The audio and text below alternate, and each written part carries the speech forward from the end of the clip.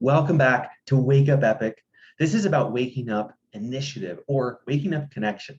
I'm Alex Alessia, and I told a joke earlier this week in my podcast. It's a horrible joke, but it makes the point of the 51st hexagram. Because if we take the 51st hexagram from the human design perspective, we have shock. The shock of speaking something that shocks people and wakes them up and perhaps agitates them and definitely gets them thinking, and they shift their way of thinking. Their whole self reorganizes around that new concept or idea. Or if we take the Gene Keys approach, we've got agitation as the shadow and initiative as the gift. And on the surface, it looks like, great, let's agitate, like in a pearl, that piece of sand, let's agitate. And then the pearl organizes in a way over time and creates something really beautiful. But it started with an agitation, perhaps. And that pearl took, there was a certain initiative in there.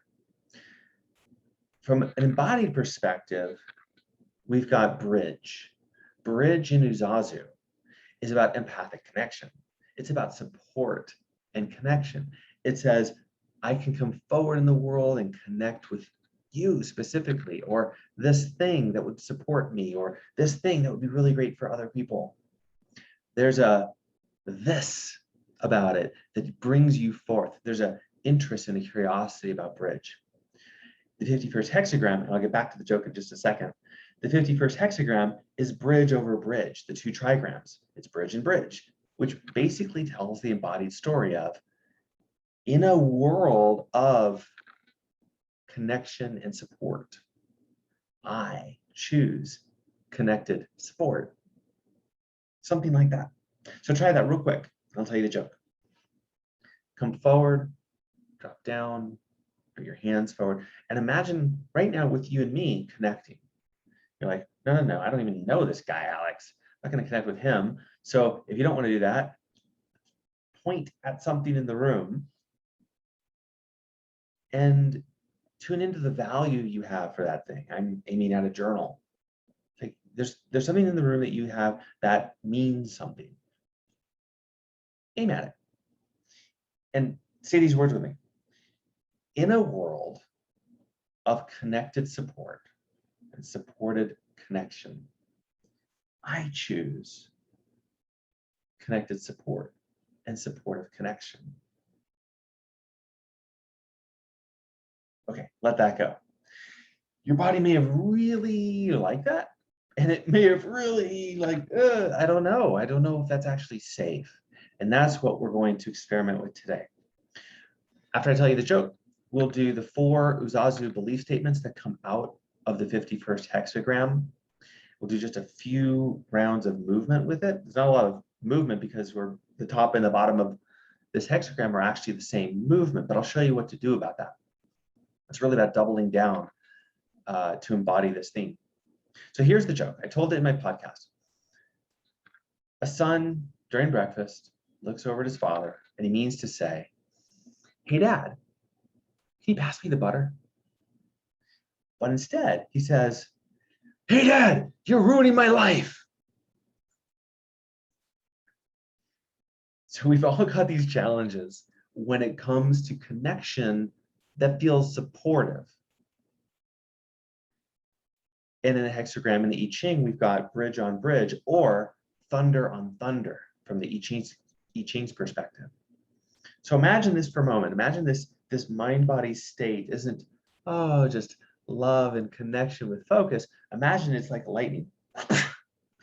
Connection. And so you can come out of yourself into the world with focus and connection, and it can be gentle and loving and a little bit unstructured. That's sort of the negative version on one side. Or it could be too sharp. So imagine like a rolling thunder connection that just shakes things up. And imagine this lightning, sharp, shocking type of connection. Have you ever been surprised? When it was your birthday, or been surprised like your car got hit, been in a car accident before? So hopefully this lays down some of the territory, the embodied states that could be related to this 51st hexagram that you can tune into and channel and learn from and work with.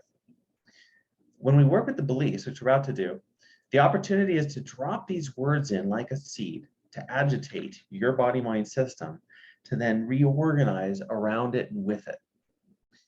It's a little bit better than trying to force feed yourself with intentions or belief statements, because you actually get to find your unique way with it. They're all about sharing mutually beneficial and inspiring connections with others. So here we go. Four statements. Because we're trying to create all this alignment, I invite you to use the movement pattern while we do the words. And you're listening for your own bodies and your body, mind, and spirit and soul's response. Here we go. So bridging, come a little bit forward. If you're sitting or walking, standing, just come a little forward. It's as if I said, over here, I'm going to connect with this over here. So come a little forward. Okay, here we go. Also relax down just a bit. I have mutually beneficial and inspiring connections with others.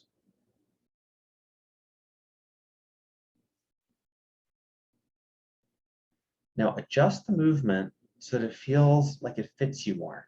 Like come back a little bit, but not too far back. You want to be in the world, in the space with others. Number 2, I can have deep experiences of giving and receiving.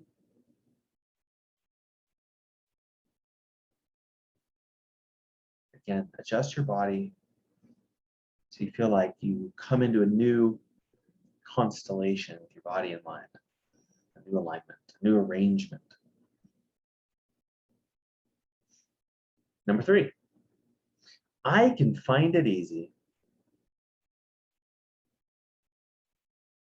to depend on partners.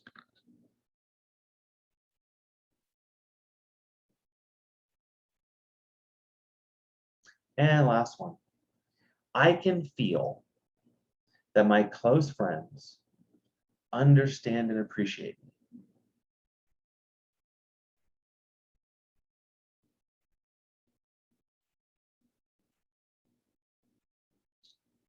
Great, and relax.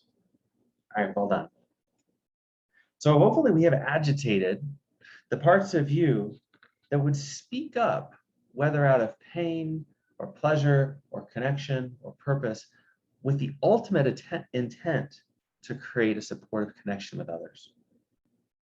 So you may have just agitated something. You may have realized something, and we may have just opened some doors, and you're going to feel it and play with it more later. We'll take one more minute to just cycle through that movement without any words. You can just have the experience and see what arises. It's one of the best ways to work with movement patterns and themes. You drop those themes in, you agitate the system a little bit in a direction you want, and then you bring it together as a new whole. And we'll complete. Here we go. Neutral, just kind of sit back, observe the room a little bit. Forward into bridge. And imagine that the whole room is bridging with you.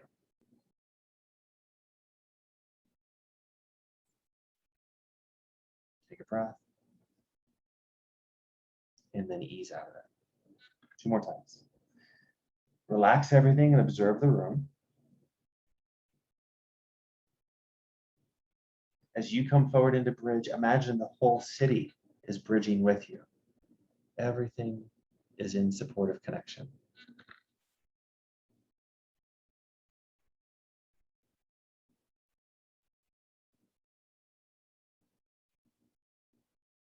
Release that. We'll do one more. Observe the room. Feel yourself, not needing to be in supportive connection. And when you're ready, or when I say so, one of the two, come forward in a bridge and feel the whole world bridging with you. Infinite possibilities of supportive connection.